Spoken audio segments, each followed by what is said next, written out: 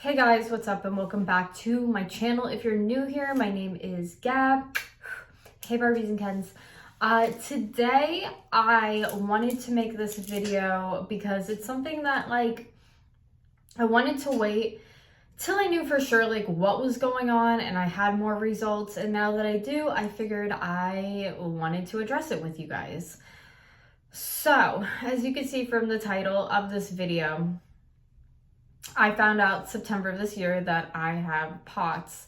If you've never heard that word before, it means postural tachycardia syndrome.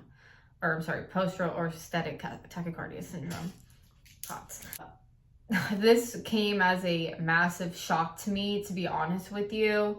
And it took kind of a lot of me just kind of denying it and then realizing, you know what, everything is supposed to eventually fall into place, especially I feel like when you have autoimmune diseases, illnesses, eventually you kind of want everything to just fall into some kind of category so you can help yourself better know what it is. Because when they blindly sometimes put a label on you and there could be more happening, it's just frustrating. And I feel like if you've been following my channel since the beginning of me getting sick, this has been going on since I've been 22, just with my sickness and everything kind of taking a full circle finally, and it's completely starting to make sense in the line of where it's going, if that makes sense to anybody, or even taking that into your own aspect in your own life.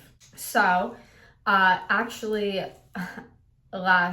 not this May, but last May, it was 2024, I went to a theme park in my area that I really enjoy going to. It is Peanuts and Snoopy themed. I don't want to give away anything, but if you know, you know. And it's one of my favorite things to do. I love going to the carousel. I love going on rides, roller coasters. I mean, yeah, with having my conditions that I already had before all of the diagnoses, it was rough on my body, but now, wow. So let me just backtrack a little bit into my story and how I found out about all this and what was happening, sort of, and the steps that I took. I just got myself comfy because we might be here a minute. So me and my boyfriend went to the theme park. We weren't even there for maybe 10 minutes at that, getting into the gate and everything. And I was like, hey, let's go on the boat. That seems like a lot of fun. So he said, sure, let's do it. I've never had any sort of motion sickness issues in my life. I've always just kind of been with the flow and fine with it. Nothing unusual in my opinion. So we went on, I got off, and it was the craziest feeling ever. When I was on it, I closed my eyes and you had that dizzy, lightheaded feeling, but it was different. It was worse. Previous to going in May, for about a full year, now it would be 2 years, I was getting a headache right here in the middle of my face. It would be dull a lot, or it would be intense when it wanted to be, but then it would get really chill again and then get intense when it wanted to be. And when it would be intense, it would be followed by lightheaded, dizziness. And this is kind of how I felt at that time. But when I got off, it was like fight or flight. If I didn't sit down on the ground, I was going to black out. And that is truly how I felt. So we found a bench. I sat there and I was losing my mind because I didn't know what this was. Mind you, I didn't want to scare my boyfriend and be like, oh my gosh, this is what's happening right now. We need, it was just more I didn't even know myself what was happening or even how to help myself, which was scary enough. So I sat down, I tried to calm down. We walked around for maybe 5 more minutes and I was like, I'm so sorry and I don't want to be this person, but I have to leave. I need to get out now. So we ended up leaving, and after that day, it just continuously happened to me. I noticed it would happen picking stuff up a certain way. If I went down on the ground to pick something up and I did it again, I kept doing that motion, I could black out from having that feeling, is how I felt. Or looking behind my shoulder a certain way, I just felt lightheaded. really odd how it started just showing itself more to me. And again, I have a neurologist that I've been seeing for a very long time. So I went to them, they thought maybe more medicine or this and scans, and nothing was showing until eventually I knew something had to give, because I couldn't just keep living, going into 2025 from 2024, having all these issues. So I had my neurologist, do more tests and everything this year. And it got to the point where she actually referred me to a cardiologist. And I thought, I don't know why I would need to see a heart doctor for something that's with my head, but okay. So I finally, I waited from I want to say April, May till then to see the cardiologist till September. Finally, when I got to see them, I was diagnosed with the dysautonomia, POTS. I feel like dysautonomia and POTS are kind of hand in hand, same thing, which started to really make sense why I was having all these dizzy occurrences and feeling like I was gonna faint and black out spells. So that kind of all put it into a perspective for me of what to expect, I guess, because before it was just these things would happen and I would have to sit down quick. Even car rides, if somebody else is driving and it's more than a half hour to an hour, which mind you, it can happen before that, but usually my breaking point is half hour to an hour. I am so dizzy, so lightheaded. I just need to get out of the car. This is the worst feeling ever. I just went to New Jersey a couple weeks ago and I had to step out of the car for a few minutes and just sitting, or I guess standing, with my head against the car, it felt like the car was just going that way. They were all just pushing into each other. It is the most awful feeling when you're going through stuff like this and you don't know how to help yourself. Now that I know it's happening is very helpful, but at the time, just blindly not knowing what's happening was just too much. And I think with any illness or condition, without having the whole picture, it's kind of hard to help yourself. So I wasn't happy to find out the diagnosis, but at least it made sense.